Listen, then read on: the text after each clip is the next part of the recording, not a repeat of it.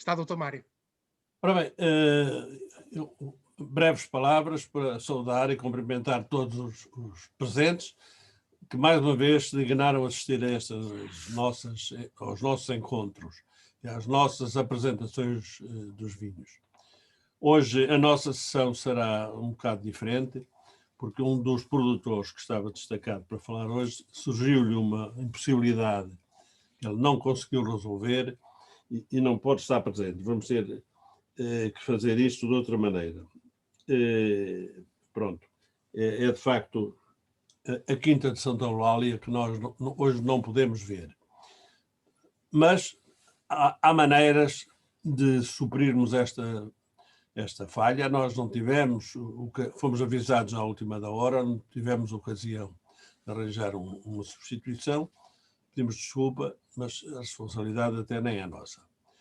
O moderador de hoje é o professor Gonçalo e eu, para não demorarmos, vou passar-lhe já a palavra. Professor Gonçalo, faça favor.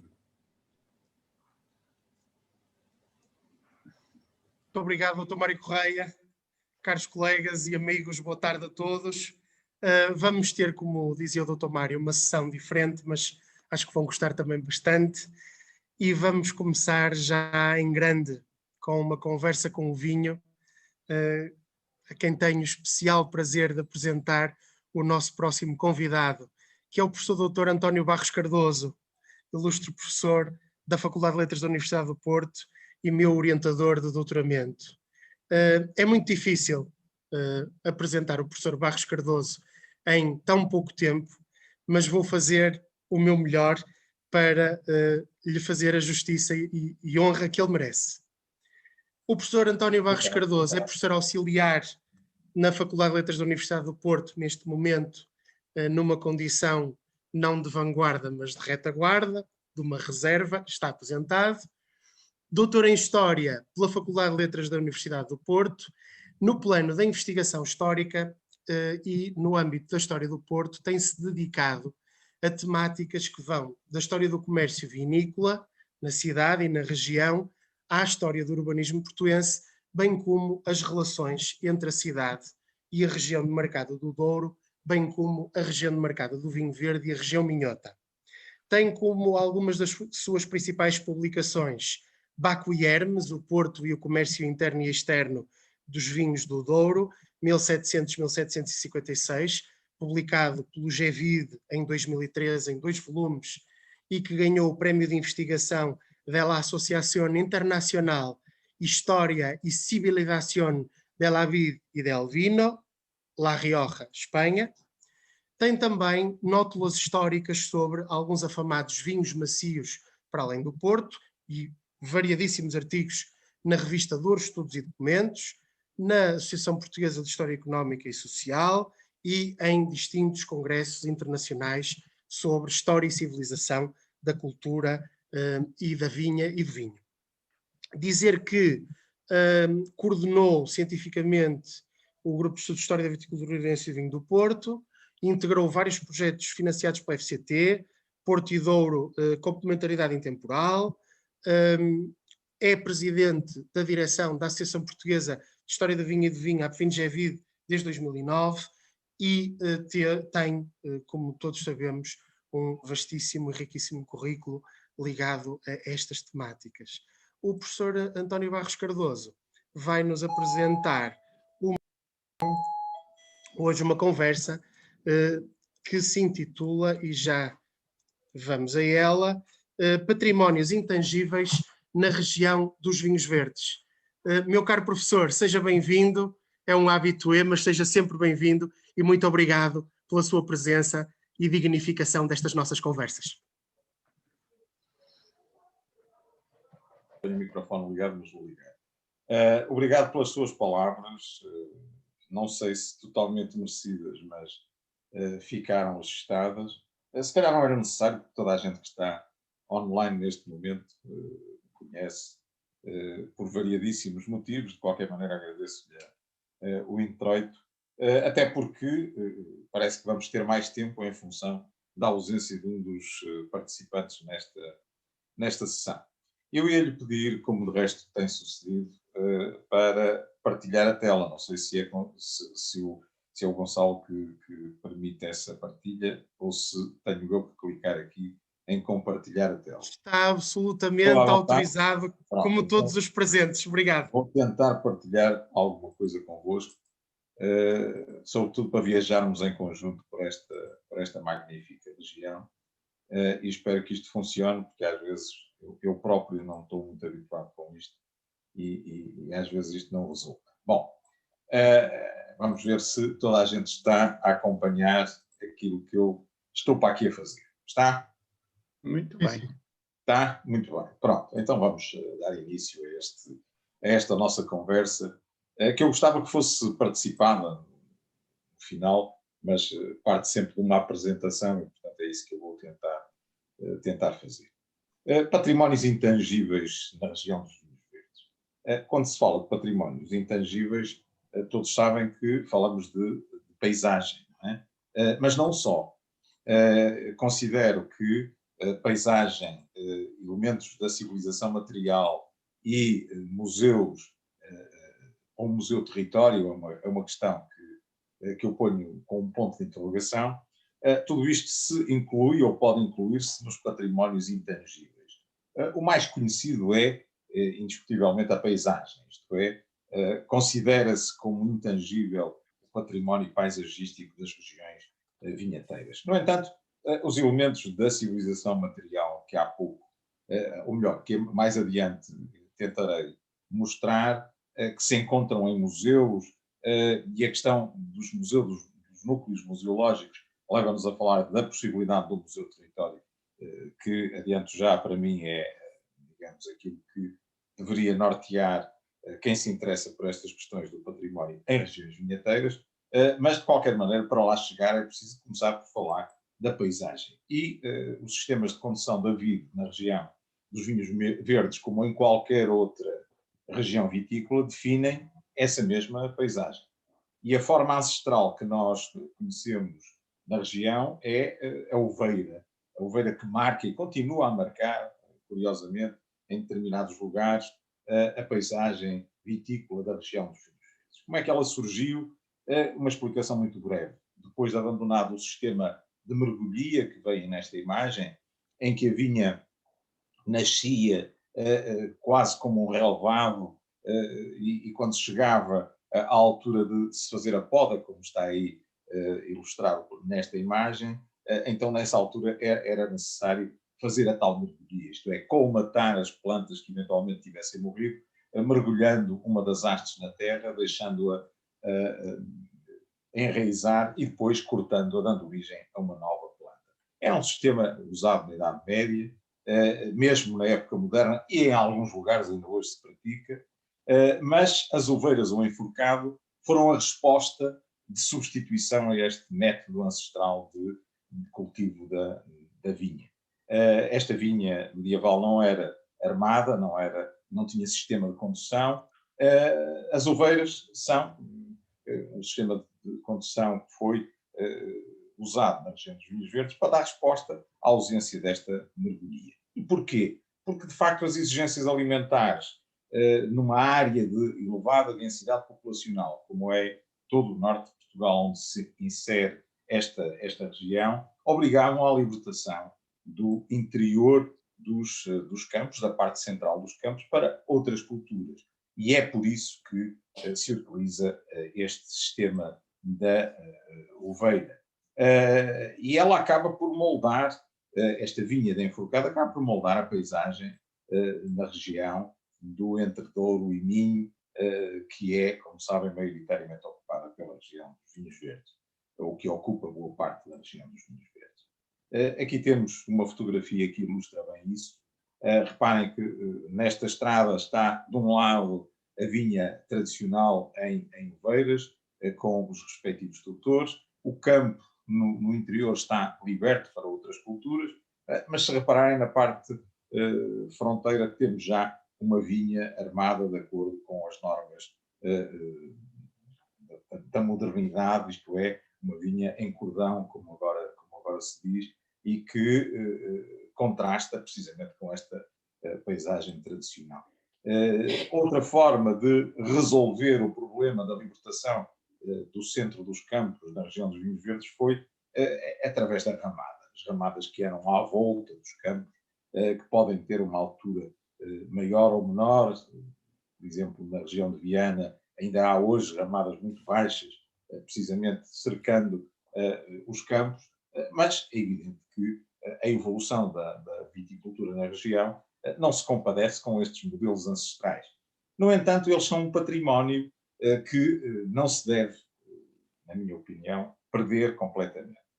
Porque são estes pormenores da evolução da região e do património intangível da região, da paisagem, que de alguma maneira dão, digamos, originalidade e conferem, digamos, propriedade a falar-se de uma região distinta das outras.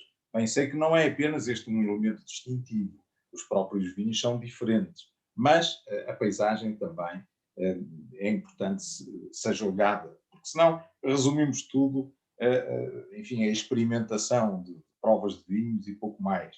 E, portanto, pouco se sabe em termos de conteúdo sobre a evolução desta região e como é que se chegou até aos nossos vinhos.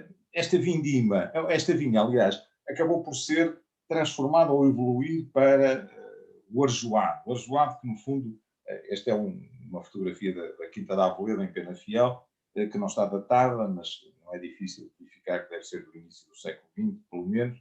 E reparem que aqui já, aliás, durante o século XIX, com o aparecimento do arame, consegue-se, digamos, várias fileiras entre os diversos tutores de arame que permitem criar uma espécie de parede que está muito próximo daquilo que é conhecido como uma forma de condução da vinha ancestral e que tem origem no norte da Itália, o sistema de produção da vinha etrusco. Trata-se, por isso, estes arjoados e estas formas de condução da videira, marcas inconfundíveis da região dos vinhos verdes. Reparem, esta fotografia de 2015 foi tirada por mim, num dia em que passei, penso que isto é próximo de Montinho de Basto, e cá aparece um arjoado feito, sabe-se como, mas lá está o vinheteiro a podar, lançando uma escada típica também da região dos vinhos verdes, para ser possível tratar este tipo de videira. De resto, ela aparece na bibliografia mais antiga, Duarte Nunes de Leão, em 1610, escrevia: em algumas partes desta região, dentro do Douro e Minho, se colhe muito vinho do que chamam enforcado, de que a gente plebeia se sustenta, que para os nobres se valem dos vinhos riquíssimos de Ribadávia e de outros da Galiza, sua vizinha, e de Lamego e Monção, que tem grande provisão. Portanto, estamos a falar de um texto de 1610 que, no fundo, refere já que este vinho típico da região dos vinhos verdes servia não para, ou como alimento, se quiserem, aos nobres, e como o Gonçalo bem demonstrou na sua tese de doutoramento, também aos clérigos, que no fundo se equiparavam em termos de importância social à nobreza, sobretudo os das ordens de São Bento, que ele também estudou, da ordem de São Bento, que ele também estudou, e portanto os vinhos que se colhiam desta forma, de enforcado, serviam para os pobres e não propriamente para as classes mais abastadas. Nos albores do século XVIII, o enforcado serviu já para quem não produzia vinho desta forma, fugisse às suas obrigações fiscais. Este documento de Dom João V, um decreto de 1715 relativo ao rendimento do imposto chamado usual, diz que os vinhos verdes que se produzem na província do Minho, que por serem de menos reputação, mandei que pagassem somente 3,10 por canada. Se entende daqueles vinhos que chamam de enforcado, e se dão em árvores, sem cultura, porém, não daqueles que se cultivam, que cavilosamente, com o pretexto de verdes, querem seus donos isentar do usual de 5 reis por canada, porquanto todo o vinho que se cultiva há de pagar os ditos 5 reis. Por outras palavras, isto quer dizer o seguinte: alguém que se apropriava do vinho, ou da designação de vinho de enforcado, para fugir ao imposto de 5 reis, pagando apenas os 3 reis, chamando aos vinhos que produzia, mesmo que não fossem vinhos de árvore, como se dizia também, fugindo assim às suas obrigações fiscais. São curiosidades que se relacionam com esta forma de produzir na região dos vinhos verdes. As memórias paroquiais de 1758 são mais conhecidas, como sabem, são resposta a um inquérito enviado aos párocos de todas as paróquias do reino e mostram vinho de enforcado por toda a região dos vinhos verdes. Eu não queria perder muito tempo para não vos maçar com isto, mas na sub-região de Monção Melgaço fala-se de vinho de uveiras, vinho de latada, vinho de ramada, mas também se fala de vinho de cepa. Na região do Lima, vinhos de vinhais e enforcado. O enforcado é tal qual como lá está no documento, ou seja, vinha contínua, vinha baixa, por a par do enforcado. Na sub-região do Cávado, em Esposende, sabe-se que o vinho era também de enforcado, mesmo se passava em Tenões, Braga, quando se afirma que o vinho é mau por ter muitas árvores e nas terras com muita sombra não amansa capazmente. Na sub-região do Ave, em São Martinho de Ferreiros, concelho da Póvoa do Linhoso, o vinho de uveiras aí produzido era o melhor que se podia encontrar. Bebia-se nos arredores de Braga, onde se gasta por maior preço, não só pela qualidade, mas porque ordinariamente não ferve no verão. Santo Tirso, em Santiago da Carreira, refere-se à produção vinho verde, ou por outro modo de dizer, vinho de enforcado, numa identidade entre a expressão vinho verde e enforcado. Famalicão era terra de vinho, também de enforcado. Na freguesia de Cabeçudos, a terra de Alberto Sampaio, entre os frutos da terra também se contava o vinho de enforcado, ou por outro nome, verde. Cá está mais uma vez a identificação entre vinho verde e vinho de enforcado. Na sub-região do Sousa, em Borba de Godim, concelho de Felgueiras, diz-se que o vinho é de enforcado em árvores que chamam uveiras, e é verde. Já na freguesia de Bostelo, em Penafiel, terra da presença monástica, o pároco expressamente refere os frutos que nesta terra se colhem são vinho de enforcado. Só depois se refere a outras colheitas. Na sub-região de Baião, na freguesia de São Cipriano, em Rezende, o pároco refere-se a vinho verde de enforcado ou de árvore. E na sub-região do Paiva, na freguesia de Santa Maria de Sardoura, o pároco diz-nos que junto às margens do rio Paiva vejo terras que se cultivam e também hão árvores com vides que dão vinho. Portanto, toda a região do vinho verde, em meados do século XVIII, tinha este tipo de armação de vinha, ou da vinha, típica da região. Por isso é que, quando se fala de patrimónios intangíveis, convém não perder de vista estas origens. Depois fizeram-se várias experiências com a armação da vinha. Uma delas é esta, a vinha em cruzeta.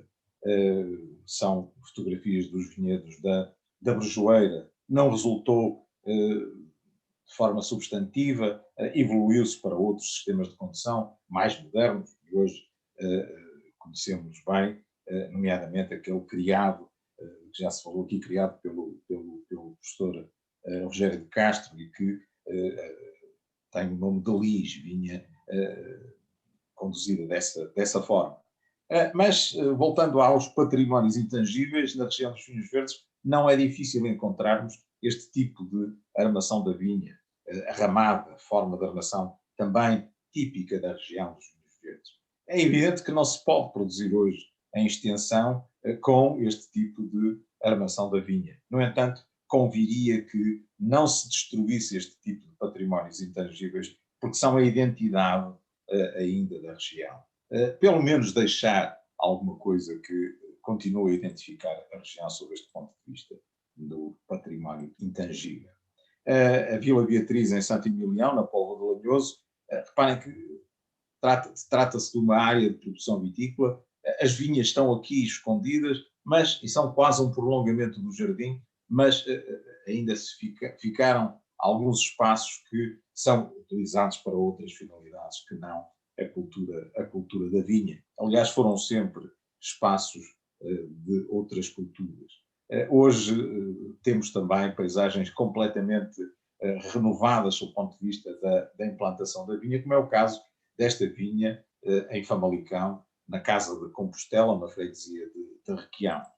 No entanto, reparem que não desapareceu totalmente a matriz de produção de outras culturas no centro dos terrenos. Cá está uma eira e um espigueiro da Casa de Compostela em Requião, que mostra, pela dimensão até do próprio espigueiro, a importância que tinha a cultura cerealífera no centro dos campos. Evidentemente que hoje, para se transformar esta propriedade numa propriedade de produção de vinho, aliás, alterou-se completamente a forma de implantação dessa mesma vinha. Chamava também a atenção para os patrimónios intangíveis que têm a ver com frequentes situações de prolongamento dos jardins, das casas, de que já falei na minha primeira intervenção nestes encontros, e estou a mostrar uma fotografia do Solar do Cardido, em Ponte de Lima, na freguesia de Calheiros, em que, a seguir a um jardim francês, se aproveitou tudo o que era a vinha tradicional para ser reconvertida para este tipo de vinha, que é a vinha que hoje encontramos nesta propriedade da freguesia de Calheiros. Cá está um pormenor mais próximo do jardim francês, um bocadinho maltratado, do Solar do Cardido, e depois a seguir o que resta ainda da vinha de cercadura, que se podem ver aqui ao fundo do jardim, e depois em baixo a vinha já completamente reconvertida. Mais uma imagem do Solar do Cardido, em Ponte de Lima, que de resto tem um parque conhecido e muito interessante, que é, no fundo, ainda uma mistura, ao fim e ao cabo, do jardim com o bosque que caracteriza este tipo de casas. Não podia deixar de fazer aqui uma alusão, quando se fala de património intangível, a esta Quinta de São Cláudio, em Esposende, um bocadinho experimental, do engenheiro Joaquim da Costa Leme. É uma pequena quinta, bem sei, mas encontra-se nessa propriedade aquilo que foi o trabalho pioneiro do Costa Leme no que diz respeito à inovação relativamente aos sistemas de condução da vide na região dos vinhos verdes. Como sabem, o engenheiro Costa Leme esteve à frente dos destinos da Comissão de Viticultura da região dos vinhos verdes durante algumas décadas e, portanto, dedicou-se muito a este aspecto. Outro exemplo de transformação da vinha tradicional é as vinhas da Casa de Simões, transformadas numa produção extensiva de vinho em felgueiras. É também, embora aqui a imagem não mostre claramente, mas é também uma vinha que é o prolongamento do jardim da casa de Simões. Outro exemplo, as vinhas da Casa de Juste, em Lousada, em que a vinha se mistura claramente com o jardim. Termina o jardim e começa, enfim, outro jardim, que é esta vinha da Casa de Juste. Esta imagem, se calhar, é mais ilustrativa do que acabo de dizer, porque, reparem aqui em cima, cá estão as vinhas e em baixo o jardim, que é um jardim típico de casas nobres, neste caso da Casa de Juste, em Lousada. As vinhas de Bertianos, embora não pareça, em Ponte de Lima, quem passa na estrada que liga Viana a Ponte de Lima, na estrada velha, bem entendido, há de reparar que em frente a esta vinha está o Solar de Bertianos. Ora, o espaço fronteiro ao solar era também um espaço ajardinado e a vinha continuava, embora o caminho passasse por onde hoje passa a estrada velha de Viana. Outro exemplo, a Quinta dos Guimarães, em Santa Marinha do Zézer, em Baião, e aqui está também vinha tradicional que é reconvertida, que, antes de o ser, era o prolongamento deste magnífico jardim francês. Aproveito para falar de outros patrimónios, como enunciei no início, e que têm a ver com património intangível, porque nós não temos acesso a ele. ou está guardado nestas casas, ou está guardado em pequenos núcleos museológicos. E sirvo-me da Quinta dos Guimarães, em Santa Maria dos Ezes, precisamente para ilustrar o que quero dizer com isto. Muitas destas casas têm pequenos núcleos, ou podem fazer pequenos núcleos museológicos que ajudam a cimentar e a alimentar as rotas do vinho verde. As rotas do vinho verde não devem, na minha perspectiva, ser apenas placas indicativas que levam as pessoas a ver exatamente a mesma coisa que viram na freguesia anterior, ou que vão vendo ao longo da rota, que são vinhedos sobre vinhedos. Não, é preciso conteúdos que ilustrem essas rotas, que preencham essas rotas, que chamem a atenção de quem visita a região dos vinhos verdes para, enfim, estes patrimónios que, no fundo, sulcam tanto o espírito de quem nos visita como o copo de vinho que bebem na sala de provas destas mesmas quintas, espalhadas pelas diversas rotas que se possam traçar na região dos vinhos verdes.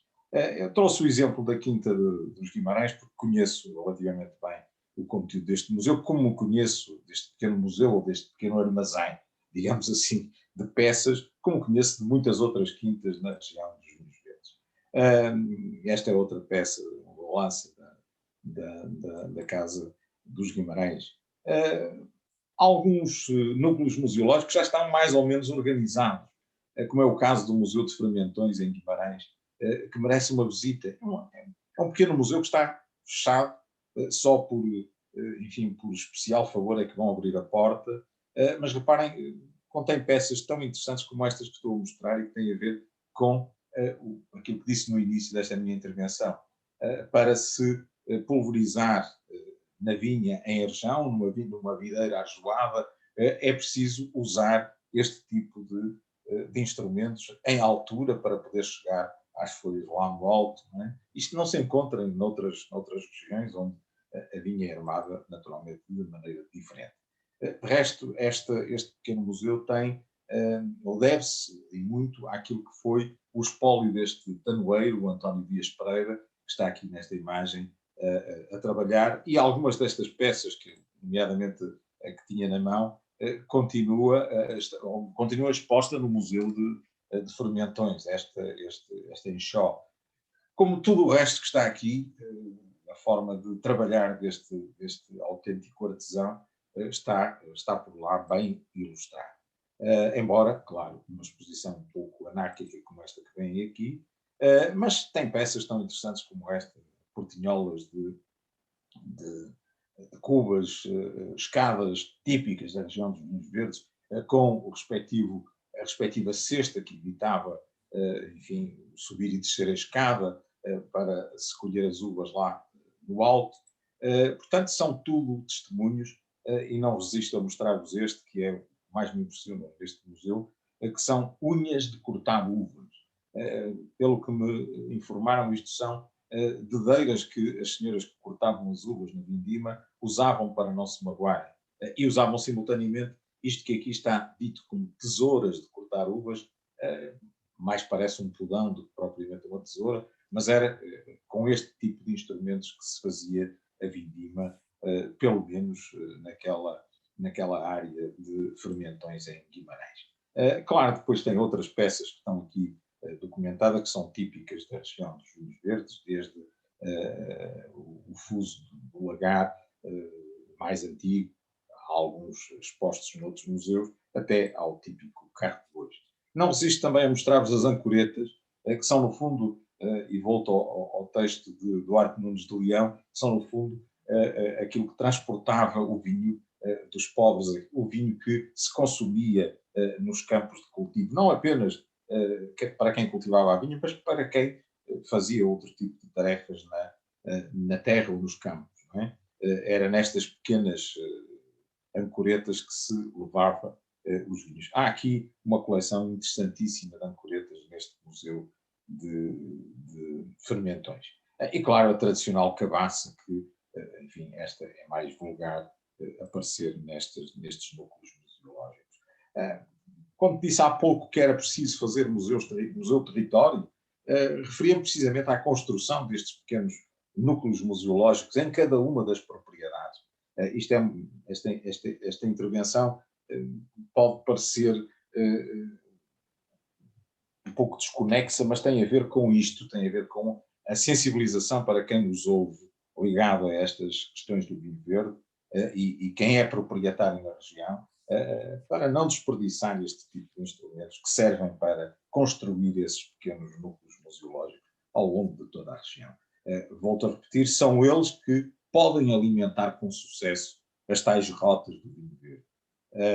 Estas são peças do laboratório de Alberto Sampaio que existem na Quinta de Boamense, em Cabeçudos. Aqui está outro conjunto de peças do laboratório de Alberto Sampaio e um elemento ilustrativo da marca dos vinhos que produzia na sua quinta e que é um escantilhão para que essa marca ficasse nas pipas. Depois há outros pequenos museus, como este Ecomuseu de Lanheses, em que se apresenta um Água Arriba, que é um barco típico da região do Vinho Verde, sobretudo do Val do Lima, e usado no Rio Lima, para transporte precisamente de vinhos. Quase que diria que este barco teve a mesma função que tiveram os barcos Rabelos no Douro. E, portanto, era nestes barcos que se fazia chegar pipas de vinho até à porta para o mundo, que é o Porto de Viana do Castelo. Hoje já há outros Água Arriba construídos. Suponho que em Ponte de Lima se fez uma réplica deste Água Arriba para, digamos, ilustrar precisamente esta vida no Rio. Confesso que ainda não vi, digamos, nenhuma explicação acerca da função deste barco, mas ele está muito ligado, por exemplo, à alimentação em produtos agrícolas também, das feiras que ao longo das margens do Rio Lima aconteciam. Termino com uma referência pela responsabilidade que tive na criação deste Centro Interpretativo do Vinho Verde, que, como qualquer museu, qualquer núcleo museológico, por isso eu sou partidário mais dos museus de território do que propriamente deste tipo de infraestruturas, que não resolvem grande coisa, ajudam a sensibilizar. Ainda assim, é dos museus, ou se quiserem dos centros interpretativos, que têm alguma importância dentro da região, enquanto elemento ilustrativo dos patrimónios que o vinho verde gerou e que são identitários da região dos vinhos verdes. Apesar de todas as críticas, foi prémio Best of Wine 2018 da Associação de Cidades Capitais Mundiais de Grandes Vinhedos, que integra o Porto, como o professor Gonçalo disse bem, que é centro destas duas regiões vitícolas, a região do Douro e a região dos vinhos verdes, e recebeu também o Intervitis Award de 2018, que foi entregue em Bruxelas aos responsáveis do município de Ponte de Lima pela criação deste museu. Bom, e se quiserem fazer algumas questões sobre o que acabaram de ouvir, fazem favor, terei muito gosto em responder às dúvidas e às questões que eventualmente me queiram colocar. Muito obrigado. Nós é que agradecemos, professor Barros Cardoso, por esta magnífica lição e, sobretudo, também uma viagem que nos possibilitou fazer por toda a região demarcada, com um levantamento exaustivo e notável de artefactos, de memórias, de heranças, pelo qual, em nome da confraria, eu também muito gostaria de lhe agradecer. Acho que abrilhantou muitíssimo estas nossas conversas com o vinho. Eu acho que abusei um pouco da vossa paciência, mas como não havia um dos intervenientes tinha faltado, eu resolvi alargar-me um pouco, porque isto está muito para além dos 15 minutos que o grão-mestre me distribuiu na memória que eu tive a oportunidade de ler. De qualquer forma, peço desculpa se fui além daquilo que Por nada, professor. Nós é que agradecemos e eu subscrevo o que disse o colega Adrião Cunha. De facto, fez muito bem e foi muito agradável. E eu agora passaria, se me permitissem, deixaria as intervenções, se calhar, para o final, para o debate, e passaria desde já a palavra, se me permitissem, ao próximo interveniente, ao nosso confrade, através, portanto, da Casa de Vila Nova, que em seguida apresento do confrade Bernardo Lencastre, eu dava a palavra ao Rui Miranda. Boa tarde, Rui, para nos falar um bocadinho sobre a Casa de Vila Nova. Muito obrigado pela sua presença. Infelizmente o Bernardo provavelmente não estará presente, que ele saiu hoje de cá de cima para Lisboa e com este tempo é preciso um bocadinho mais devagar. Eu se calhar seguia, então um bocadinho fugia um bocadinho aqui à questão do vinho, ou falarmos só do vinho, e falaria talvez um pouco mais da história de Vila Nova, porque acho que faz mais sentido com o tema que estamos a seguir hoje. Então, a Casa de Vila Nova, a fundação, os primeiros registros que temos da casa, datam de 1143, conclusão muito próximo da fundação de Portugal, e da relação Portugal-Inglaterra, e vindo, e nós temos uma marca, por exemplo, que é a Filipa de Lencastre. Então, hoje em dia, a casa sempre esteve na mesma família, e a descendência é da Filipa de Lencastre, que está bastante envolvida com as relações entre os dois países. Temos então uma parte da casa, se podemos voltar à fotografia inicial em que vemos a casa, temos a casa neste momento, são várias partes. A única parte da casa que se mantém em pé dessa altura é uma torre que conseguem ver já, acho que está mais ou menos centrado na fotografia, tem um revestimento azul, é a única parte que se mantém da estrutura dessa altura. Todo o resto da casa é do século XVI e um acrescente no século XVIII. Acho que aqui voltamos a ver um bocado aquilo que vimos em algumas das fotografias, a continuação de um jardim ou de um bosque para a vinha. Mantém um pouco esse mesmo registro que vemos por várias zonas. Aqui falamos de Castelões em Penafiel. A vinha hoje em dia, infelizmente, porque como há as expropriações para fazerem umas estradas e umas coisas do género, continua do outro lado da estrada e para cima, mas toda ela está envolvida por bosque e pelos jardins. Isto é a entrada da quinta, em que temos uma vinha que vem desde o portão de lá de cima, que é esta pérgola, que se estende por cerca de 3 km, atravessa a casa toda. Dos lados, do lado direito é pomar, são laranjas no fundo, do lado esquerdo é um jardim, aqui um átrio de entrada para a casa, e a vinha inicia-se nesta pérgola e depois continua na parte de trás da casa. Voltando também a uma coisa que acho que ainda não tocamos hoje, mas pelo menos do guião que eu recebi, que era dos conventos e das igrejas do Vinho Verde, na casa existe também um pequeno altar, ou não uma igreja, mas uma capela que data do século XVI, que esteve escondida ou perdeu-se no tempo quando das invasões francesas, em que foi construída uma parede à frente. E já no início do século XX, não o Bernardo nem o seu pai, mas sim a sua avó, decidiu aqui, temos que fazer uma capela.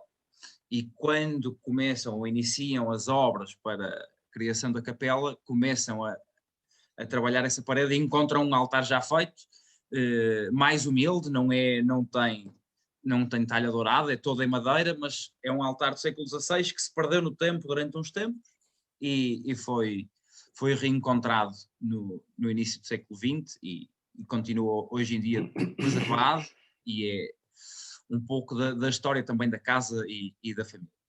Aqui temos a visão do outro lado, aqui será a entrada da casa, do lado esquerdo é a capela, que tem acesso tanto por fora como por dentro de casa, e depois atrás do que vemos aqui, aí sim inicia a vinha e acaba por ultrapassar a estrada e hoje em dia está um pouco mais fragmentada do que aquilo que seria na época. Eu não sei grandes histórias para vos contar, infelizmente sou a única pessoa na empresa que não pertence à família, mas vou ajudando na medida do possível. Falando agora aqui um pouco então dos vinhos em si, nós enquanto empresa procuramos trabalhar o monovarietal, as castas típicas do vinho verde.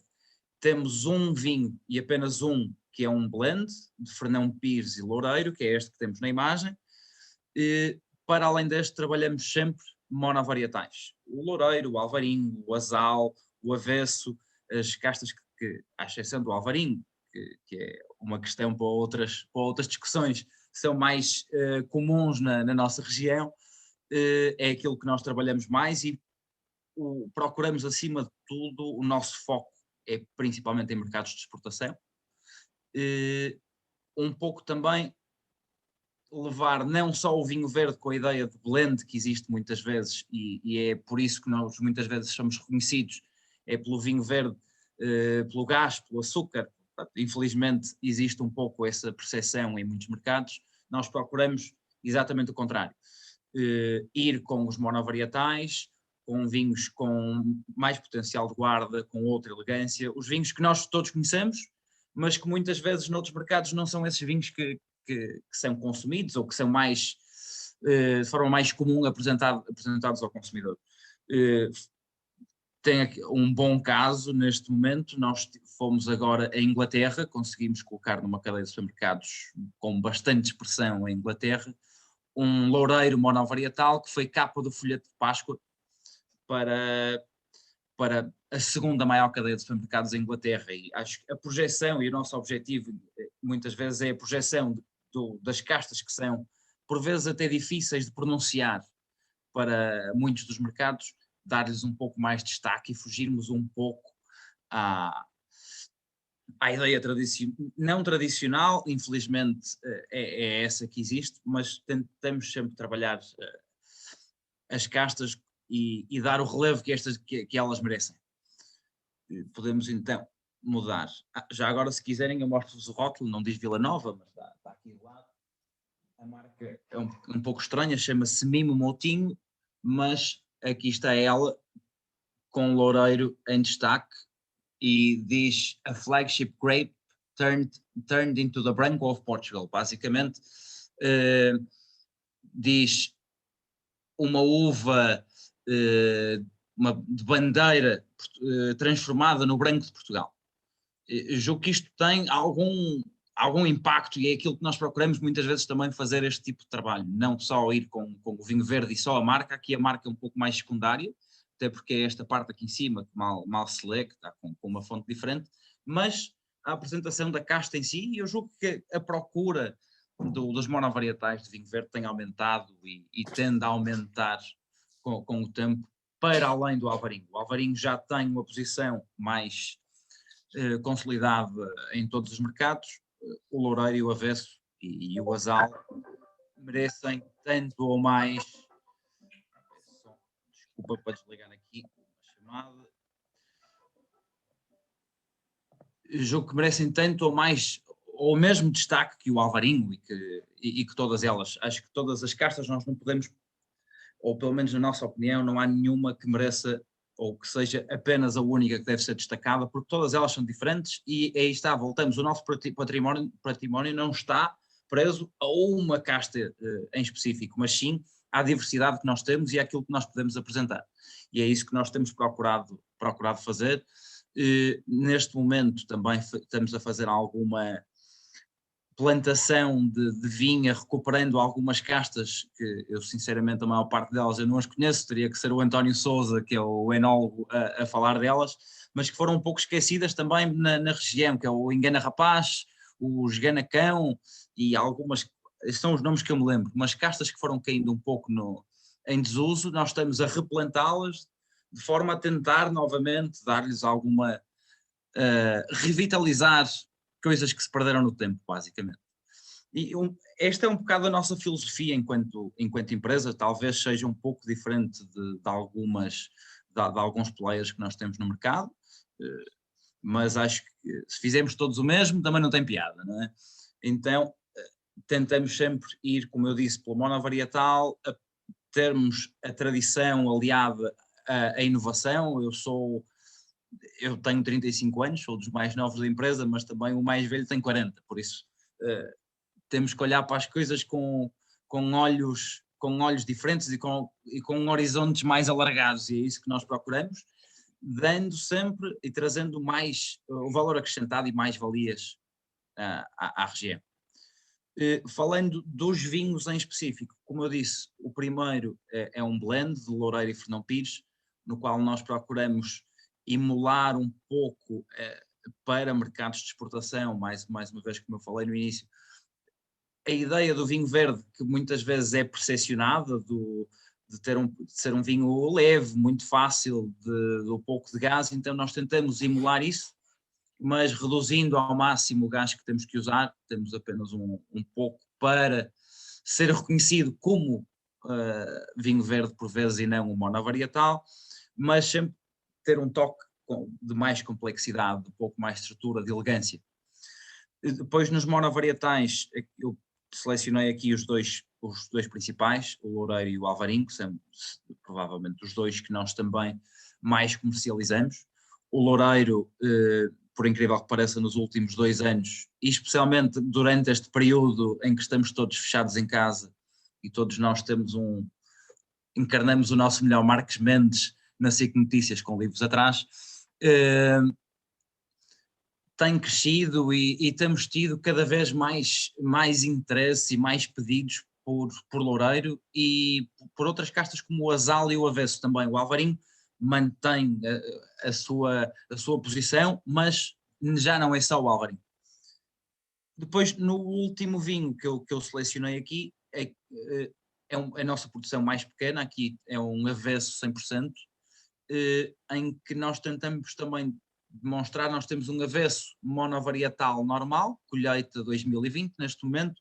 Este é a colheita que estamos a comercializar neste momento, que é o 2015, que demonstra também um pouco da capacidade de evolução de algumas das castas, que não tem obrigatoriamente que ser um vinho de consumo imediato, não tem obrigatoriamente que ser um vinho simples e só para o verão e para temperaturas quentes. Pode ser um vinho complexo, pode ser um vinho com estrutura, pode ser um vinho de guarda, pode ser um vinho de verão, pode ser um vinho de inverno, pode ser um vinho para qualquer ocasião.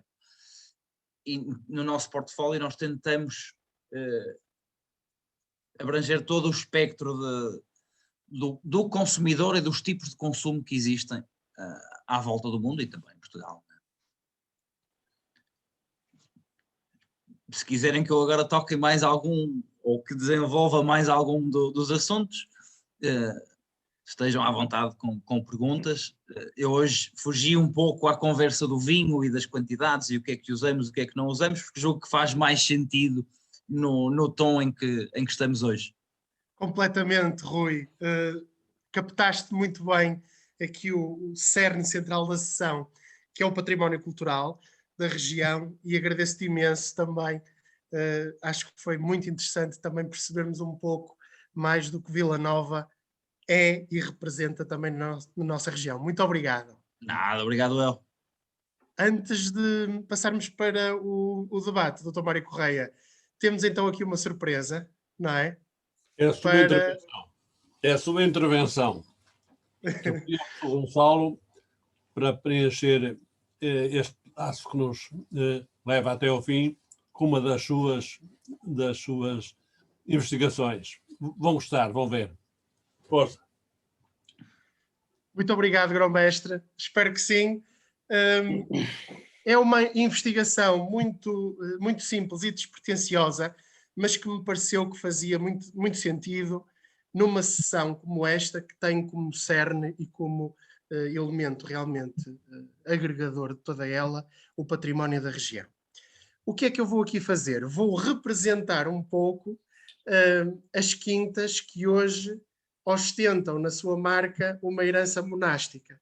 E trago-lhes aqui 4 casos, começando por um daqueles que é na região bastante representativo da tradição produtiva dos beneditinos e que é quase uma herança direta, como estamos a ver à nossa frente, uma das maiores abadias minhotas, entre Douro Minhotas, que é Santo Tirso, o Mosteiro de São Bento de Santo Tirso, e que passou por vicissitudes muito interessantes ao longo da sua história. Para não vos maçar muito, dizer só que, ao entrarmos nesta magnífica igreja, deparamo-nos com este cenário extraordinário.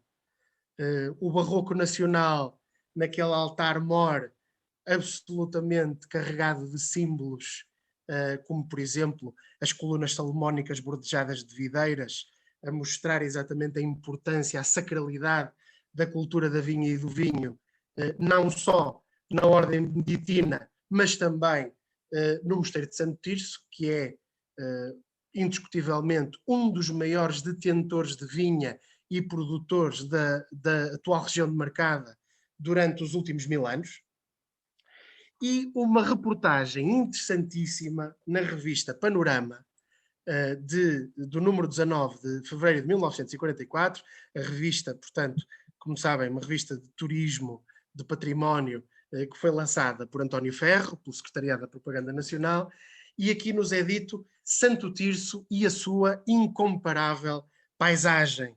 Santo Tirso é, sem dúvida nenhuma, das terras mais encantadoras do país.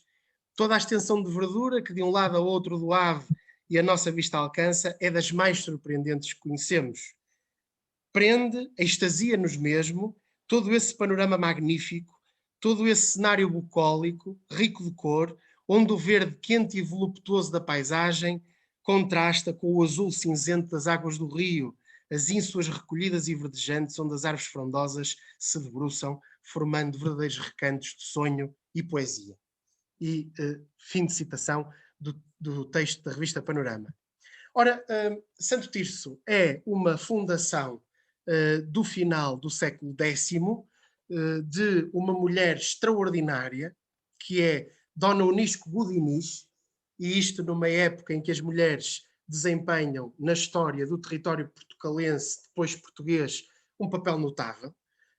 Não falamos só do Unisco Budinich, falamos do Unisco Mendes, que funda Lessa de Balio, falamos de Dona Teresa de Leão, que é a verdadeira introdutora das sementes da nacionalidade portuguesa e a fundadora também, já agora, de uma das vilas mais encantadoras do Minho, que é Ponte Lima, como sabem, à qual deu foral, intitulando-se Condessa Rainha sempre. Ela que sabia que o futuro, se calhar, não lhe iria ser muito bem fazejo no trono leonês, mas que procurou afirmar o seu projeto político. Se calhar não rodeada dos melhores validos, mas isso será outra questão. Ora, Santo Tirso de Ribadave é, a todos os títulos, um espaço notável, que ganha no século XIX uma nova vida, como nós sabemos, com as exclaustrações e com a extinção das ordens religiosas, em que a figura de um ilustre brasileiro local, o Conde de São Bento, propiciou uma importante aquisição deste espaço conventual, magnífico, debruçado sobre o Rio Ave, e que possibilitou algo muitíssimo importante e que o Conde de São Bento soube ter a visão e preparar o futuro, que foi a constituição de uma escola profissional de agricultura, que ainda hoje ostenta o seu nome, e onde a Confraria de Vinho Verde teve a honra de realizar a sua entronização no ano de 2013, o ano do centenário desta escola. Eu trago-vos aqui o vinho mais conhecido, que é o vinho Conde de São Bento. Há várias gamas, há varietais, mas eu trouxe aqui o monovarietal de Loureiro por todas as razões, e esta referência, então, à Abadia de Santo Tirso, que me parece fundamental. Dizer também que esta abadia, fundada então por Unisco Budinich e o seu marido Alboazar Lovesentes, este casal é o casal que está na origem de uma das mais importantes famílias nobiliárquicas portuguesas da Idade Média, que é a família da Maia, cujas armas vemos aqui do nosso lado direito e que, como sabem, dá origem a varões tão ilustres como Gonçalo Mendes da Maia, Paio Mendes da Maia, Soeiro Mendes e tantos outros que contribuíram decisivamente para a afirmação da nossa pátria. Passamos agora para Rendufo, outra casa incrível, com este aqueduto sumptuoso, com vários quilómetros de extensão, bem às portas da cidade de Braga e a caminho já do Gerês, na Vila da Mares. Santo André de Rendufo foi uma das casas beneditinas mais importantes da região demarcada. O seu interior, com marcas evidentes do estilo maneirista, barroco e rococó, é de uma riqueza incrível. Tive a felicidade de recentemente receber aqui o programa Wine Show e com eles, com o Matthew Good e com a sua equipa, falar um pouco sobre este mosteiro extraordinário, mosteiro incrível, que por onde passaram, por exemplo, professor Barros Cardoso, Frei Francisco de São Luís Saraiva, o famoso Cardeal Saraiva, o primeiro presidente das cortes portuguesas no liberalismo, curiosamente um clérigo, ainda por cima o Cardeal Patriarca de Lisboa, uma figura notável da nossa história contemporânea, e sobre ele muito haveria a dizer, mas certamente que o deixarei para um dos seus maiores especialistas, que é o professor Barros Cardoso, mas dar aqui esta indicação deste frontal de 1688, que nos dá acesso então à parte claustral e à parte conventual de Rendulfo, e que felizmente está hoje a ser toda recuperada. É evidente que quem passa por esta propriedade não pode deixar de provar o vinho Quinta da Marche. Um loureiro muito especial, produzido então pelo engenheiro Pedrosa, e que faz então a continuidade e a justiça a esta herança monástica beneditina neste território. Passaria agora para um caso que se vai cruzar com aquilo que foi a exposição do professor Barros Cardoso, falando um bocadinho do mosteiro de Landim, em Vila Nova de Famalicão, mosteiro Agostinho, este pertencente à Ordem dos Cónegos Regrantes de Santo Agostinho, e em cuja quinta propriedade, após as exclaustrações do século XIX, que foi arrebatada pela família Sampaio da Nóvoa, precisamente família descendente de Alberto Sampaio e do doutor Sampaio da Nóvoa, portanto, antigo reitor da Universidade de Lisboa. Nós vemos esta quinta absolutamente extraordinária, onde também a mão de Alberto Sampaio esteve presente e que Anselmo Mendes homenageou com a edição de um vinho limitadíssimo, mas excepcional, o vinho Camélia.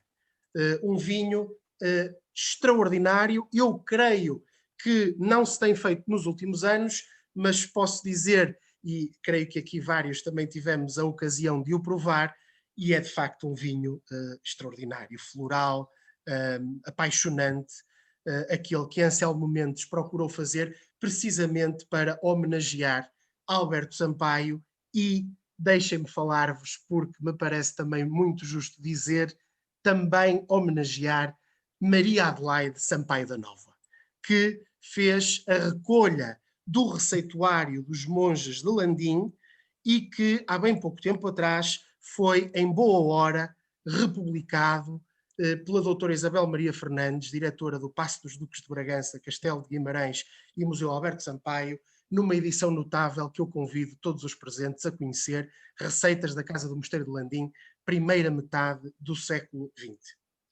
É evidente que ir a Landim é também visitar os magníficos azulejos que encontramos no interior desta residência, anteriormente monástica e depois particular, da família Sampaio da Nóvoa, e, evidentemente, tudo aquilo que é a área exterior, os jardins, os fontanários, todo o imaginário romântico, mas fazendo também alusão ao imaginário neoclássico, e que está aqui muito bem evidente em todo este vastíssimo complexo. Para não ser muito exaustivo e também não vos maçar muito e respeitar, grão-mestre, os tempos, eu passaria então para um outro caso, um dos últimos casos, que é o Mosteiro de Santo André de Ancede, em Baião, do qual já falei numa outra intervenção, não me vou alongar muito, mas que tem esta belíssima capela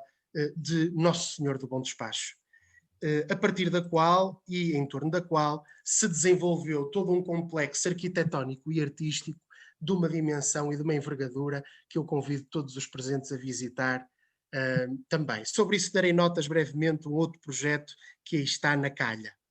Ora, o município de Baião, detentor de uma parte precisamente do imóvel, decidiu na zona vinheteira produzir o vinho Lagar do Convento, que é naturalmente, maioritariamente, um vinho da casta avesso, a casta mais forte, com mais presença naquela região do Douro Verde, e que tem uma particularidade. Este rótulo foi desenhado pelo senhor arquiteto Álvaro Cisa Vieira, que foi também o responsável do projeto de arquitetura da requalificação de toda a ala conventual do mosteiro de Santo André de Ancede.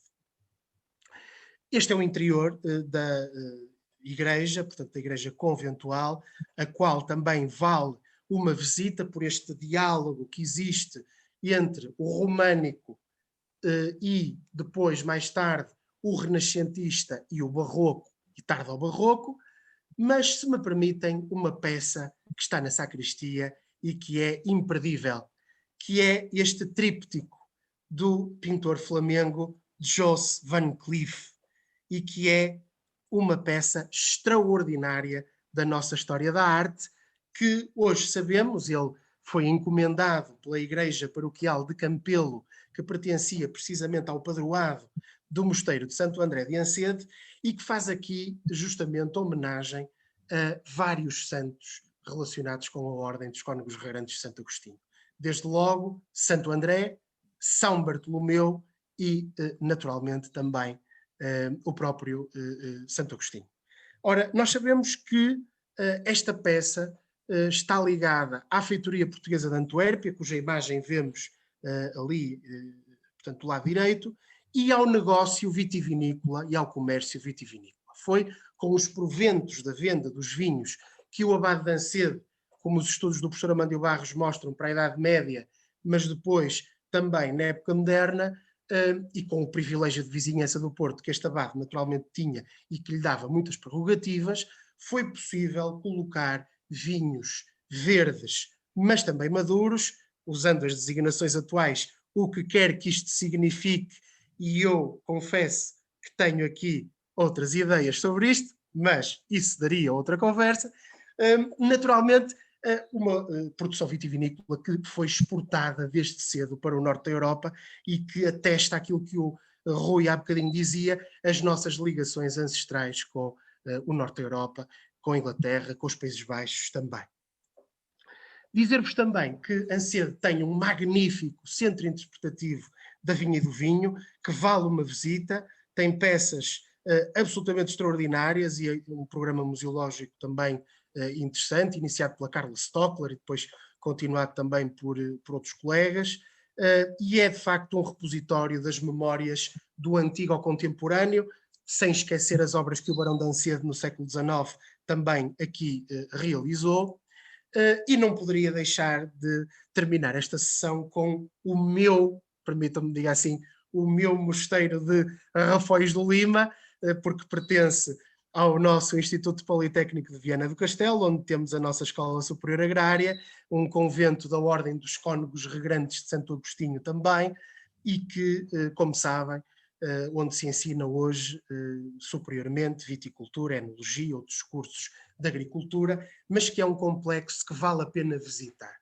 Não só por este magnífico fontanário que vemos e pelo tanque que lhe é contíguo, mas também pelos chafarizes interiores e permitam-me, para quem gosta de boa arquitetura também, a recuperação que foi feita pelo arquiteto Fernando Távora e que foi absolutamente notável, de respeitadora que foi e de prospectiva que foi deste património.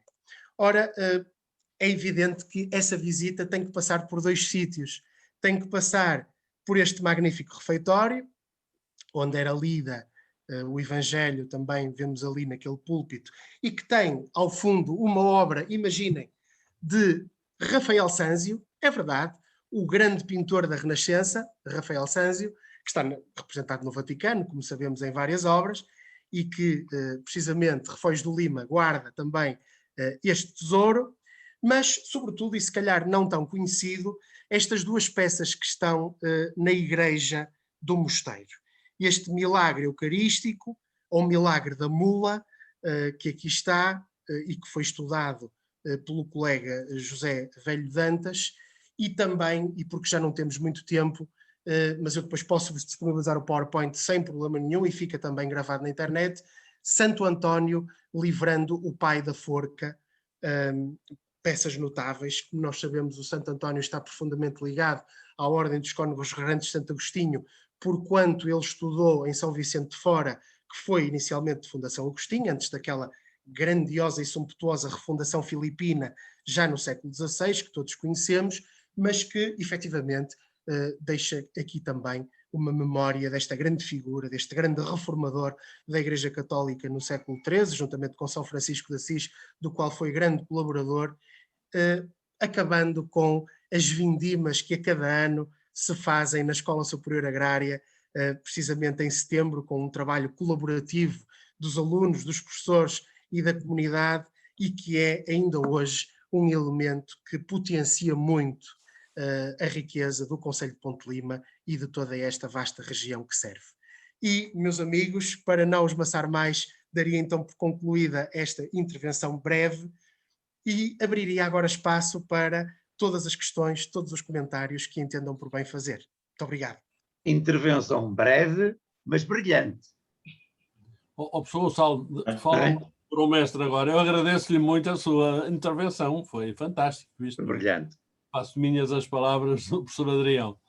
Obrigado. Eu também faço minhas as palavras do professor Adrião e quero dar os meus parabéns ao Gonçalo pela brilhante comunicação que nos fez sobre, enfim, o vinho verde e os monges, não é? Que é a sua especialidade. Professor Virgílio Loureiro. Muito obrigado. O vinho verde está a conquistá-lo ou não, professor Virgílio Loureiro? Não está, porque já me conquistou há muito tempo. Está bem, estou obrigado. Se me permite, eu gostaria também de primeiro felicitar os palestrantes. É sempre bom aprender com quem sabe. E gostaria de colocar aqui 2 ou 3 questões muito rápidas. Primeiro para o professor Barros Cardoso, dizendo-lhe que gostei muito da sua abordagem da paisagem, embora a minha abordagem da paisagem entre Voga e Minho, mais do que entre Douro e Minho, é um bocadinho diferente. Mas gostei muito e havia 2 ou 3 questões que eu lhe gostaria de pôr. A primeira refere de que as uveiras se começaram a generalizar quando foi preciso dar espaço aos terrenos para o cultivo dos cereais. Portanto, já depois da Idade Média. Se bem entendi. Nesse sentido, e porque apresentou uma imagem elucidativa da vinha medieval, eu gostava de lhe perguntar se antes da vinha em uveiras, a vinha era baixa. Depois, a outra questão que lhe gostava de colocar é se tem alguma referência sobre o momento em que se introduziu o fio de arame na vinha em Portugal. Porque eu tenho andado à procura disso há muito tempo e ainda não consegui encontrar nada de concreto. E, por exemplo, nas áreas que eu agora me tenho interessado, nomeadamente na Beira, acho que o fio de arame só se começou a vulgarizar depois da década de 1950. E a última questão, que tem a ver com uma coisa que aprendi hoje aqui, que é vinho verde é sinónimo de enforcado. Gostava de saber se tem presente qual a fundamentação que houve para atribuir a denominação vinho verde quando foi demarcada a região em 1929. Ter-se-á privilegiado o vinho de enforcado? Eram estas as questões que eu tinha para o professor Borges Cardoso. Muito bem, quero que responda já, ou não sei quem é que está a coordenar o debate. É o Gonçalo. Sim, professor, faz favor. Quer que eu responda já? Como Ao professor entender? Gustavo Loureiro? É? Sim, professor, como Pronto. entender. Então vamos ver. Então, antes de mais, quero agradecer as questões que colocou em relação à questão dos cereais, a introdução dos cereais. Claro que quando quando estabeleço, e foi isso que fiz, uma relação entre a densidade populacional a norte, nomeadamente nesta região que é ocupada pela região dos Vinhos Verdes hoje, que é de facto uma das regiões mais densamente povoadas do país, quando faço essa relação com a libertação do interior dos campos para cultivo, não me refiro apenas aos cereais. Refiro-me também às leguminosas, que eram uma das... e não só, e às forragens, que continuam a ser, digamos, uma cultura predominante na região. Associada, como sabe, à questão da produção de carne ou da produção de leite, etc. Ainda hoje constituem uma das marcas da paisagem do Entre Douro e Minho, que se cruza com a vinha e com o vinho verde, não é? Basta estudar algumas quintas da região dos vinhos verdes para se tropeçar imediatamente nesta dualidade de cereais, leguminosas, aliás, nesta pluralidade de cereais, leguminosas, a mata e, simultaneamente, a questão da criação do gado, não é? Que é importante nesta região. Qualquer das grandes quintas do vinho verde tem na sua história, no seu lastro histórico, esta característica. Portanto, a libertação dos campos, do centro dos campos, é relacionada com o aumento da população. Era preciso sustentar mais gente, era preciso produzir mais, e para isso era preciso que a vinha deixasse de ser ou de ocupar espaços como aqueles que vimos na ilustração. Evidentemente que estamos a falar de tempos muito recuados, estamos a falar da Idade Média, depois, no início da época moderna, isto começa a crescer, ou seja, essas oveiras começam a multiplicar-se e evoluem para o arjoado, como disse. Em relação ao arame, faz-me uma pergunta muito concreta. Normalmente, quem não é de história procura saber quando é que as coisas começaram. Eu já me habituei há muitos anos a perceber que as coisas não têm uma data exata. Ou seja, aquela história do foi aqui e agora não colhe. Como sabe, para nós historiadores, nós situamos os acontecimentos no contexto e num determinado tempo, numa determinada época. Não podemos precisar se foi no dia X ou se entrou no ano tal ou no ano Y. Isso faz-me lembrar dúvidas que eu ainda hoje tenho sobre, por exemplo, a introdução da aguardente no vinho do Porto, que é uma questão ainda em aberto. Toda a gente opina sobre isso, mas de facto ninguém sabe quando é que isso começou a fazer, ou melhor, qual foi o ano em que isso começou a fazer. Há alguns autores que apontam datas e não sei o quê, mas é sempre complexo, como sabe, apontar datas. O que eu tenho lido na bibliografia é que nos meados do século XIX terá começado a surgir este tipo de utilização de fio de arame que não começa com o fio de arame, curiosamente, começa com a madeira. Já no 18 isso acontece. A madeira que serve, em primeiro lugar, para montar esses arjoados. Depois, então, utiliza-se o fio de arame. Quando, pelo que tenho lido, é nos meados do 19. Agora, se corresponde ou não à realidade, não lhe sei dizer, nem lhe sei dizer uma data. O máximo que eu posso fazer é tentar procurar nos meus informes a ver se encontro alguma referência bibliográfica para concretizar melhor isto que acabo de dizer. Mas a ideia que tenho é que é em meados do 19 que começa a utilizar-se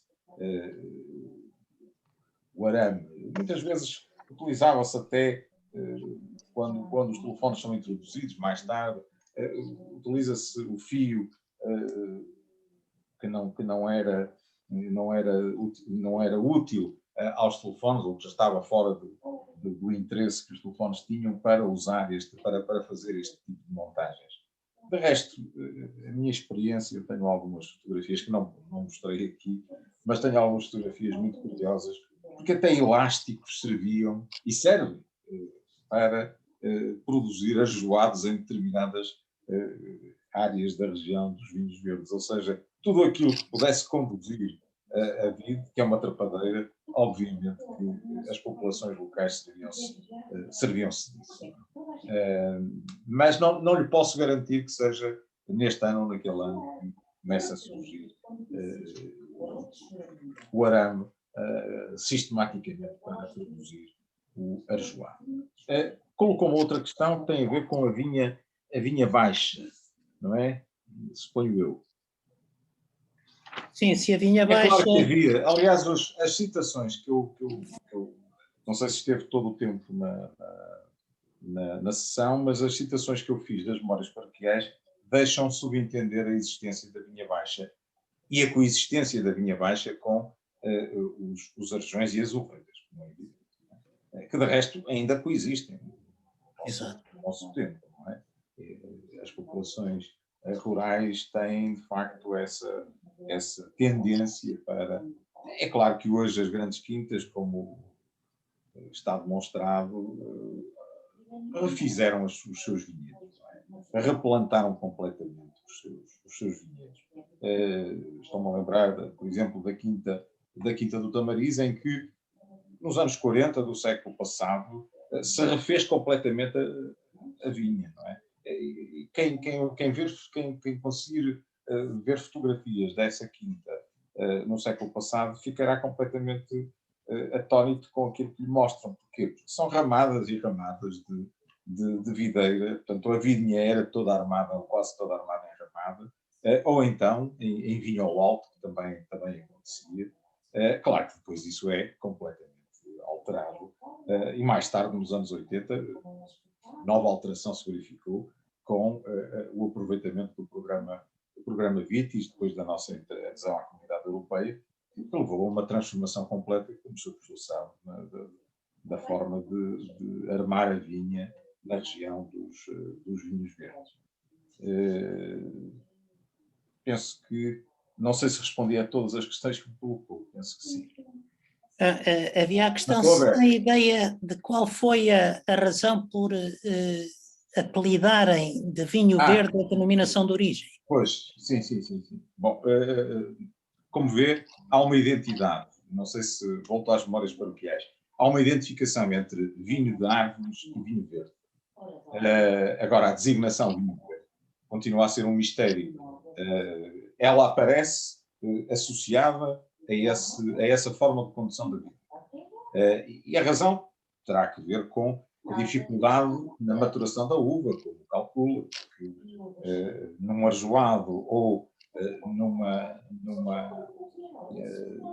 numa vinha a crescer ou a trepar, numa vida a crescer ou a trepar, ou várias vides a crescerem e a treparem por uma árvore condutora, que por sua vez também rebenta e tem a sua folhagem, obviamente que as uvas que aí se produziam tinham dificuldade em amadurecer, como têm ainda hoje em determinadas circunstâncias. Não sei se será essa a razão da designação vinho verde. Agora que pode haver uma relação entre uma coisa e outra, julgo que sim. Julgo que sim. De facto, os vinhos da região do verde hoje não têm nada, os vinhos de hoje não têm nada a ver com os vinhos do passado. Como sabe muito bem, os vinhos do passado seriam intragáveis para o nosso gosto atual. Não tem rigorosamente nada a ver. Agora, isso está certamente associado aos sistemas de produção. Não me parece que haja dúvidas acerca disso. Muito obrigado, professores Virgílio Loureiro e Barros Cardoso, por este diálogo. Eu não queria monopolizar a sessão, mas ainda gostava de pôr uma pergunta ao Gonçalo e outra ao representante da Quinta de Vila Nova. Em relação à Quinta Vila Nova, que eu não fixei onde é que é. Castelões, Penafiel, ao lado de Vila Mié. Exatamente. Eu gostei muito, não conhecia e fiquei muito sensibilizado com a preocupação de procurarem renovar ou recuperar as castas antigas. E a minha questão era saber se também têm feito a recuperação de técnicas de vinificação antigas. Aquilo que nós temos será para iniciar neste momento, não estamos ainda isto é, ainda não há produção com técnicas mais tradicionais. No entanto, nós estamos na quinta e está a ser recuperado de forma a tornar-se funcional, talvez para iniciar a utilização, não nesta vindima, mas na próxima. Temos os lagares de granito antigos e a adega antiga da produção do início do século XX, quando se iniciou a produção de vinho em casa. Todo esse material ainda lá está presente, mas ao longo dos anos tudo se vai deteriorando, então estamos nessa recuperação de forma a recuperar também algumas dessas técnicas,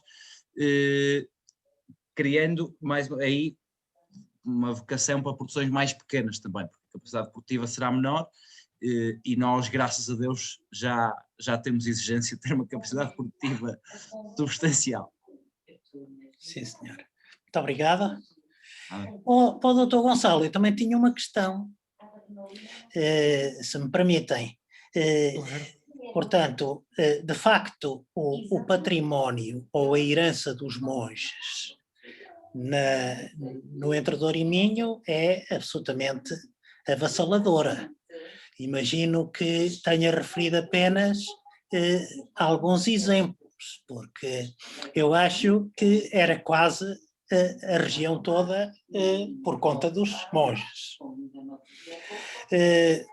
Agora, o professor Barros Cardoso referiu uma coisa que eu acho que hoje é consensual: o vinho das Oveiras era o vinho da gente plebeia.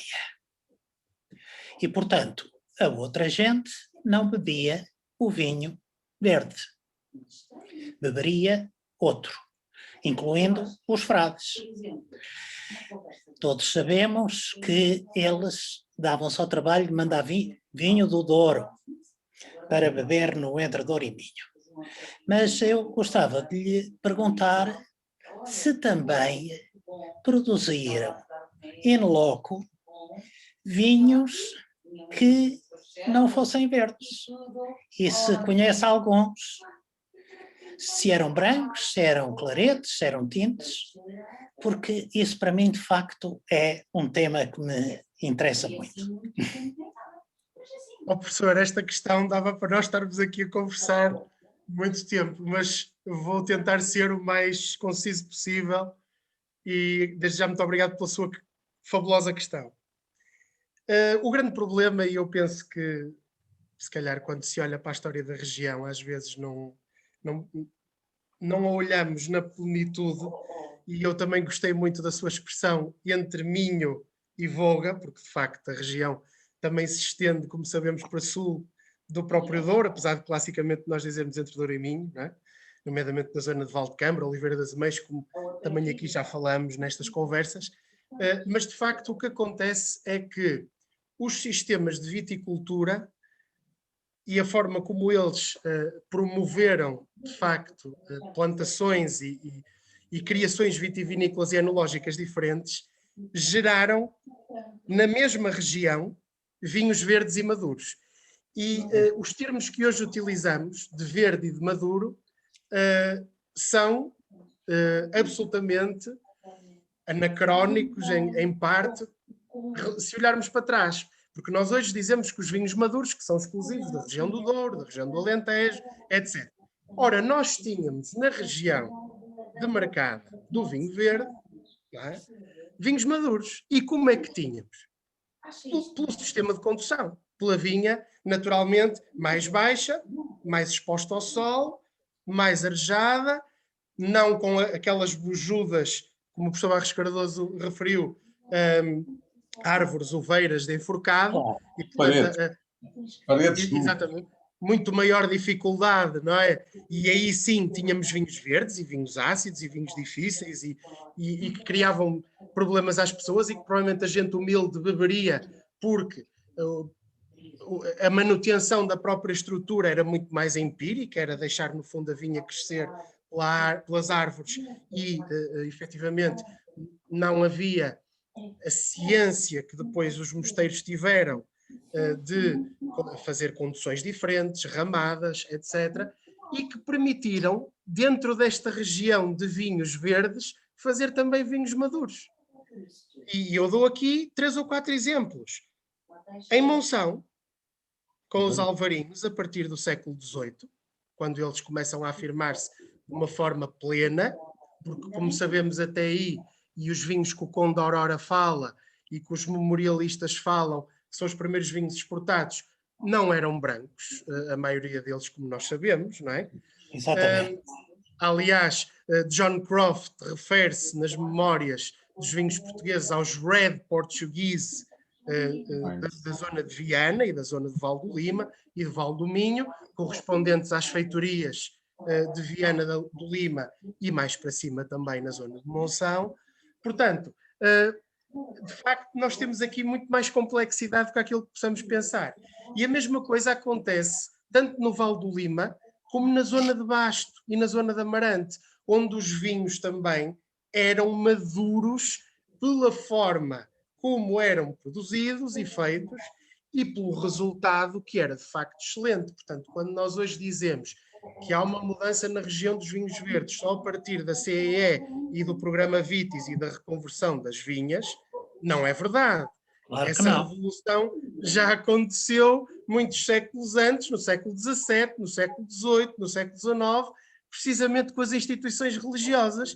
E permita-me só, a título de finalização, citar aqui 2 exemplos, que é a introdução de castas dorienses na região do vinho verde, pelo Mosteiro de Pombeira, por exemplo, que se refere expressamente nos Estados, que trouxe uma vinha de vides de cima do Douro, isto está documentado para os meados do século XVIII, mas também, já agora, a mesma coisa se fez no Douro, em que se levaram vides do Minho, e eu dou aqui o caso, eu já deixei isto publicado noutros artigos, o Mosteiro de Travanca, em Amarante, que tinha propriedades em Medrões, Santa Marta de Penaguião, onde vai instalar precisamente vides do Minho. E, portanto, os monges tinham um sentido laboratorial, de realização de testes, de, precisamente, ensino enológico, podemos dizer assim, muito grande, e por isso... Se me permite, eu gostava de fazer um comentário a essa questão que eu li num artigo que referiu e que me chegou às mãos na semana passada. É que, para mim foi de facto surpreendente essa experiência dos monges trazerem as castas do Douro para os verdes. Porquê? Porque as castas que trouxeram inicialmente foram as castas que estavam nos verdes e tinham ido para o Douro, porque a região dos vinhos verdes é muito anterior à região do Douro, tirando algumas exceções. As castas dos verdes ou são do Entre Douro e Minho, ou são da Galiza, ou são do Dão, basicamente. O que me surpreende é os monges terem feito essa experiência, porque comparar essa experiência com a experiência que os monges da Borgonha fizeram muitos séculos antes, não há comparação possível, porque eles tinham um conhecimento muito superior a isso, eles já sabiam que as castas iam dar coisas muito diferentes consoante o clima em que estivessem. Eu, de facto, penso que não consegui entender bem a razão dessa preocupação dos monges. Provavelmente eram capazes de ser monges que tinham pouca experiência de viticultura e de vinificação. eu, se me permite, não subestimaria assim os monges vinhateiros do Entre Douro e Minho. Diria antes que houve uma preocupação muito grande de cruzar diferentes castas e fazer vinhos varietais, aquilo que nós hoje, não é, estamos sempre a falar dos vinhos varietais, pois eles já o faziam e com grande propriedade. E naturalmente dizer também aqui uma coisa. Eram as mesmas. Hoje sabemos que são as mesmas. Claro. Sim. Por exemplo, o Alvarilhão, que era talvez a casta dominante do Baixo Corvo no século XVIII, era o brancelho dos vinhos verdes. Certo. Pronto. A Malvasia Fina, que também é, agora não me ocorre o nome, mas também é uma casta dos vinhos verdes. Portanto, há muitas, são as mesmas. É verdade. Não sei se posso intervir. Sim, professor. Sim. Pronto, eu depois também queria colocar-lhe uma questão assim, Gonçalo, se houver tempo para isso. Mas eu tenho estado a ouvir com atenção o que tem dito sobre os monges e a viticultura. E, de facto, enfim, a grande dúvida está nisto. Sabemos que as varas estão a tratar as varas por castas, não é? Eu tenho algumas dúvidas que eles conhecessem efetivamente as castas tal qual nós hoje as conhecemos. Embora o Rui Fernandes já fale delas quando se trata do Douro, por volta dos anos 30 do século XVI. E fala de uma variedade muito grande de castas na região de Lamego, não é? Que é, no fundo, a herança, ao fim e ao cabo, de toda a propagação da vinha pelos mosteiros cistercienses na região do Douro, com frutos nas principais quintas históricas do Val do Douro, que ainda hoje são grandes quintas de produção de vinho. Não é? Vou citar a esmo, a Quinta da Pacheca, enfim, a Quinta dos Frades, que é conhecida pelo nome, precisamente porque pertenceu a monges durante a Idade Média, a monges cistercienses, mas muitas outras há. Aliás, há um artigo que eu publiquei no Congresso sobre Cister, há uns anos atrás, 3 ou 4 anos atrás, em que mapeei mesmo as quintas históricas que são, no fundo, herança daquilo que foi a presença cisterciense no Val do Douro. E, portanto, a questão é de saber se o que faz, digamos, a evolução das castas num determinado, num ou noutro sentido, é o clima, é o solo, ou se são as próprias varas, porque a experimentação monástica foi sempre a mesma. Quando os cistercienses se estabelecem pela primeira vez em Portugal, vão experimentar precisamente castas, ou melhor, varas, que depois não frutificam no lugar onde se estabeleceram. Vão depois para Tarouca, onde de facto fundam o mosteiro de Tarouca, e aí se fixam precisamente porque aí frutificavam melhor, sobretudo na zona do Val do Douro, já que as propriedades vinhateiras dos monges de Tarouca e de Salzeiras estão situadas, ainda agora falei da Quinta da Pacheca, estão situadas junto ao rio, e portanto aí as coisas evoluíram de uma determinada maneira. Portanto, esta transmutação de castas da região dos vinhos verdes para a região do Douro e do Douro para a região dos vinhos verdes, que é uma coisa que vem até ao século XIX, o Alberto Sampaio fazia isso, não é? Ia buscar castas ou varas ao Douro para depois implementar, mas aí já se conhecia melhor a questão das castas para depois implementar na sua quinta de Boamense, mas eu julgo que o solo e as condições de armação da vinha, como o Gonçalo salientou, e a questão da administração da propriedade é que, de alguma maneira, criou vinhos mais maduros produzidos por instituições monásticas. O Gonçalo, penso que concretizou, ou falou, pelo menos, de Ganfei. Se não falou, lembro-lhe que Ganfei, que foi estudado pela nossa colega Célia Taborda, aí já se produziam, e estamos a falar de vinhos da região de Monção Belgaço hoje, não é? Portanto, da região dos Alvarinhos, na altura não era um Alvarinho, mas nos estudos que ela apresenta vinhos maduros. E esses eram bebidos pelos monges, obviamente. Claro que não bebiam os vinhos das uveiras, que esses eram amargos ou amarais, como eu já referi na outra intervenção. Depois, o Gonçalo falou aí do mosteiro de Refóios.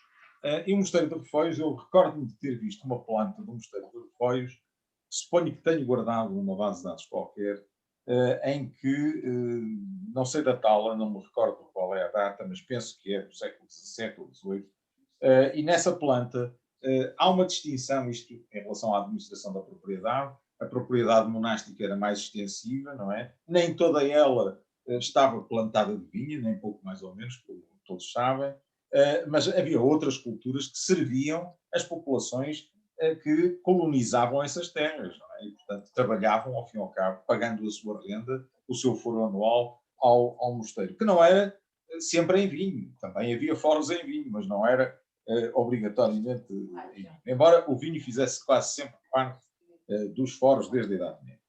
Mas, nesse mosteiro de Refóios, nota-se claramente nessa planta que, próximo do mosteiro, se calhar ainda hoje existem esses vinhedos, próximo desses mosteiros havia vinha em extensão, ou seja, terrenos que eram usados apenas para plantio de vinha baixa. É natural que aí se produzisse vinho com melhor qualidade e é natural que os monges o bebessem, não é?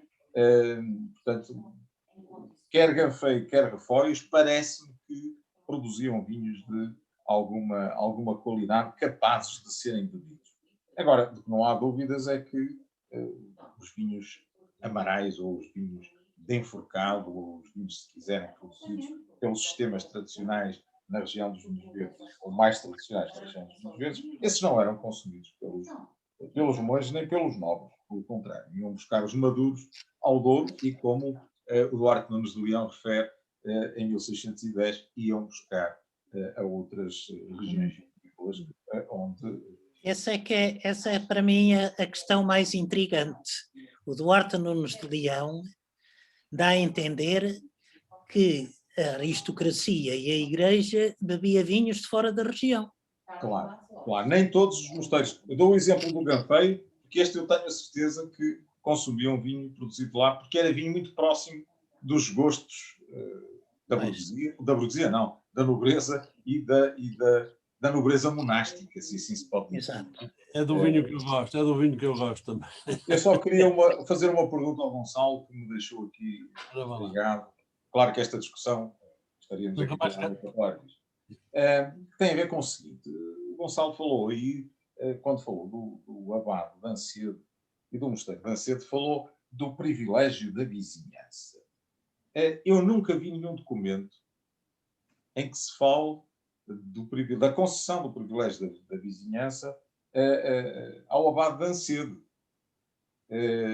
Mas existe, Dr. Barros Cardoso. Então, se tiver esse documento, eu agradecer-lhe muito, porque eu só conheço uma questiúncula entre o Porto e o abade de Paço de Sousa, mas isso ainda nos finais da Idade Média, quando o abade de Paço de Sousa queria precisamente esse privilégio da vizinhança para evitar pagar impostos sobre os vinhos que metia na cidade do Porto.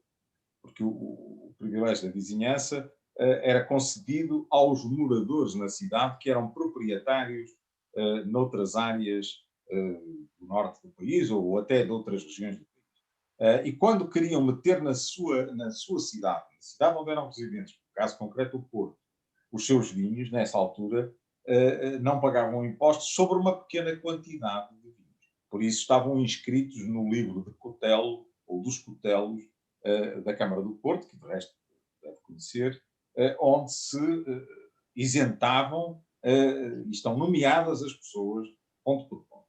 No tempo de Dom João I houve, de facto, um pedido do abade Paço de Sousa para ser vizinho do Porto, com o intuito de não pagar impostos pelos vinhos que metia na cidade. Claramente eram vinhos verdes. Provavelmente serão vinhos verdes. Se seguirmos o princípio de que à volta dos mosteiros havia propriedades com vinha baixa, se calhar não eram tão verdes quanto isso, mas E se olharmos a esta transmutação de varas, ou esta troca de varas entre as duas regiões, não sei onde é que chegaremos. Bom, mas de qualquer forma, eu só conheço este privilégio. Portanto, gostava muito se tivesse a oportunidade de me mandar nota sobre esse pedido de privilégio, ou essa concessão de privilégio da vizinhança, porque eu só o conheço, de facto, do Abade de Paços de Sousa. Ancedo nunca Com vi todo o gosto, nenhuma professor. notícia. Nunca vi nenhuma notícia. Eu não sei se mais alguém quer dizer alguma coisa. Estamos aqui a quase 2 horas. Se falar sobre o vinho, a gente nunca mais se calma. Isto é como as cerejas. E não temos os copos em cima da mesa. Pois não, hoje não trouxe. Era bom que pudéssemos provar, não é? Hoje viemos a seco. Viemos a seco. Eu não sei se mais alguém quer dizer alguma coisa. O professor Zé Marcos ainda não sei se quer dizer alguma coisa. O professor Adrião também. Mas, de qualquer maneira, já estamos aqui há muito tempo, mas toda a gente pode pôr questões, não sei. Antes de terminarmos, professor Gonçalo, ser o moderador, alguém quer dizer mais alguma coisa ou damos por terminado e aguardamos que daqui a 8 dias possamos continuar e resolver algumas das dúvidas que hoje aqui ficaram, não é? Bom? Eu concluía só, se me permite, mas antes de poder passar a palavra a outros, dizendo isto: o património é resiliente. Só é pena que no dito cujo plano de recuperação e resiliência na nova Bíblia dos tempos modernos, ele venha tão pouco referido. A maioria das vezes, para falar de património financeiro, disse. Obrigado. Antigamente não era resiliente porque a palavra praticamente não existia. A palavra resiliente é uma palavra que entrou no vocabulário mais recente, e toda a gente diz, é bonito. É bonito. Vamos continuar resilientes aqui ou vamos embora? Perguntas. Não sei se ficamos para a próxima. Ficamos para a próxima. Senhores, olha, muito obrigado a todos pela vossa presença. Isto hoje foi uma sessão diferente, mas nada pior do que as outras. Pelo contrário, discutiram-se aqui coisas muito interessantes. Muito interessantes. E esta nossa esta última parte as questões que foram aqui colocadas enriqueceram também muito a nossa sessão de hoje. Obrigado ao produtor, ao Dr. Rui Miranda, por ter aqui representado também a Casa de Vila Nova, que é uma casa ilustríssima, e agradeço a presença de todos. A engenheira Teresa Mota está ali hoje, não apareceu. O José Manuel Pereira, que é da nossa confraria, apareceu também. Mais uma vez o professor Virgílio Loureiro veio aqui dar as suas Obrigado. Muito obrigado. O professor Barros Cardoso. Olha, a todos, muito obrigado. Até à próxima. 2 a 8 dias, à mesma hora. Muito obrigado. Breve, obrigado. Um abraço. Obrigado. Muito obrigado. E assim, Gonçalo, brilhante mais uma vez.